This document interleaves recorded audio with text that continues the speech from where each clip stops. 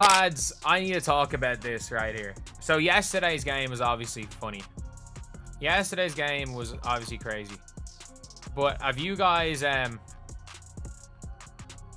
not seen the petition? The petition, lads. So if you guys didn't see, obviously, there is the Dallas Wings fan page. Take the All-Star game out of Indiana. I'm serious. This is about player safety.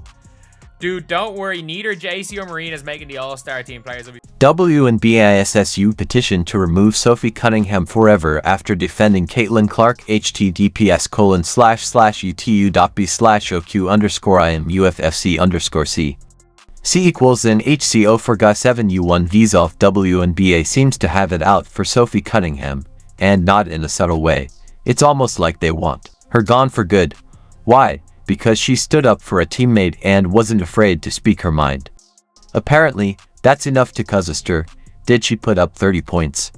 Or just say a little too much of what others are thinking? Either way, things have gotten intense. From ejections to what many are calling over-the-top reactions, this situation has turned into a full-blown controversy. Let's break down what's really going on and why the league might be trying to push her. Had so far with Sophie Cunningham, she is standing on business. She's trending everywhere, and now she's retweeting all the drama.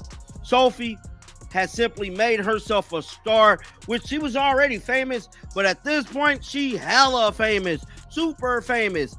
She got parody accounts been made on her. Guys, this is lit. In today's flipped-around version of the WNBA, could a player step in to defend her teammate from a non-stop stream of cheap shots and elbows only to end up being the one everyone's calling to punish? Some fans are so fired up, you'd think she committed a crime. One especially dramatic commenter even declared, with all the seriousness of a stage play, place in the game for what Sophie Cunningham did. That warrants further review and penalty from the league. Standing up for Caitlin Clark is now treated like some kind of crime. Believe it or not, that's where we are these days. Having your teammates back is enough to spark outrage, at least if you go by the noise coming from the WNBA's drama mill.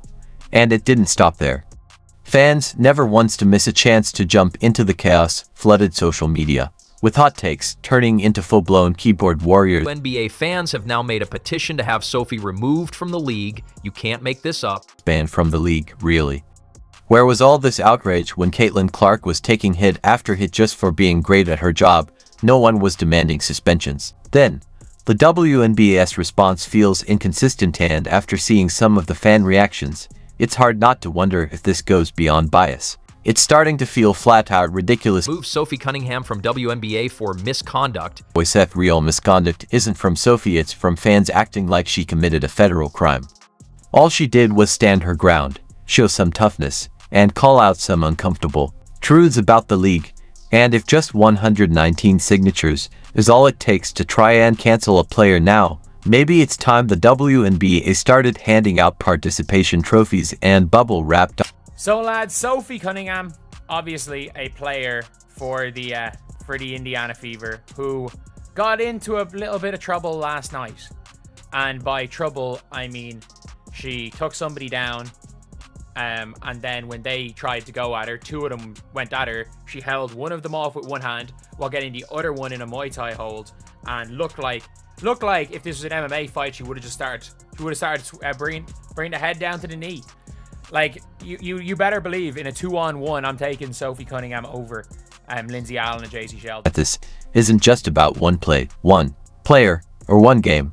It's part of a bigger pattern, a frustrating cycle that seems to push back every time the Fever start to build momentum. Caitlin Clark is out there changing the game for rookies, breaking attendance records, and doing it all while dodging elbows, criticism, and side eyes from people who clearly aren't comfortable with her success. She sinks a shot from the logo, and instead of cheers, someone runs to the internet to file a complaint. Sophie saw all of that. She felt the chill Caitlin's been getting, not just from opponents, but from parts of the league and media too. So she stepped up, not for show, not for attention, but because it was the right thing to do. And somehow, that sparked a wave of outrage that spread faster than a fast break. The wildest part: the tone of the petition calling for Sophie's removal is so over the top, you'd think she committed some outrageous act. But all she did was protect her teammate in a tough, physical league, and now they want her gone. The message being sent: if you speak up, you're out. If you stay silent, you're safe. That's the twisted irony here. Sophie isn't the problem, she's the mirror, showing just how uncomfortable people get when women show up, speak out, and have each other's backs without apology. That petition reads more like a late-night rant from a fan forum than anything grounded in reality. Enforcer situation at the end of the Fever game last night after the repugnant behavior of Marina Mabrey and J.C. Sheldon. And, of course, Cunningham ended up getting the gate out of it. I've also got Stephanie White making comments about the refs. I give her credit for at least she went hard at the referees. And I wonder, will the WNBA fine this coach over that? I've got a feeling. They shouldn't. They better calling for Sophie to be banned for life. You'd think she leaked government secrets, not stood up for a teammate in a contact sport. It's not just over the top, it's theater pretending to be justice. A lifetime ban over one moment of loyalty. That sounds more like someone auditioning to lead the drama department than someone genuinely concerned about sportsmanship. If this is the new standard, what's next? A life sentence for stepping out of bounds. It's less of a serious petition and more like a sketch from a comedy show. The real issue: Sophie didn't do anything wild. She was loyal, protective, assertive, all the things we say we want in athletes, especially in a league that prides itself on heart and toughness. If this sets a precedent, defenders across the league might need to start apologizing just for doing their jobs. She didn't start a fight, didn't trash the scoreboard, didn't pull any wrestling moves. She made a statement just by showing up strong, unapologetic, and clear. And somehow, that's become a punishable offense. The irony: her crime was protecting the league's biggest draw. Caitlin Clark, a rookie turning heads, shattering records, and pulling in viewers. Instead of focusing on shielding her from repeated cheap shots and rough play, the outrage somehow turned into a bizarre trial against the one teammate who stood by her. That's not just backward. That's full-on gymnastics into nonsense. Meanwhile, the Indiana Fever have done what any scrappy team does: they've taken the hits, stayed focused, and kept proving they're not here to play background characters in someone else's story. Cunningham retweets the petition on top of her jersey being sold out. I told you, man. I told y'all. Sophie Cunningham is from the Show Me State, bruh. She's standing on business. She's standing on business, and she wish you would. She wish you would. She probably find all of this entertaining, that they is going all out of the way for this whole situation with Marina Marbury and J.C. Sheldon. That they weren't even supposed to matter this season, yet here they are, not just relevant, but in the spotlight. And the moment they start acting like a real team, standing up for each other, they're suddenly cast as the villains. It's honestly laughable. Critics, armed with sharp tweets and outrage emojis, seem to ignore what's really going on. Caitlin Clark is treated like an outsider at her own celebration. She's raising the league's profile with every move, every crossover, every deep three, and yet she's met with resistance, even resentment, just for being excellent. She's not just playing the game, she's changing how it's watched, sold, and talked about. But instead of admiration, she gets suspicion. Instead of applause, backlash. As if her success somehow breaks the rules of how greatness is supposed to look.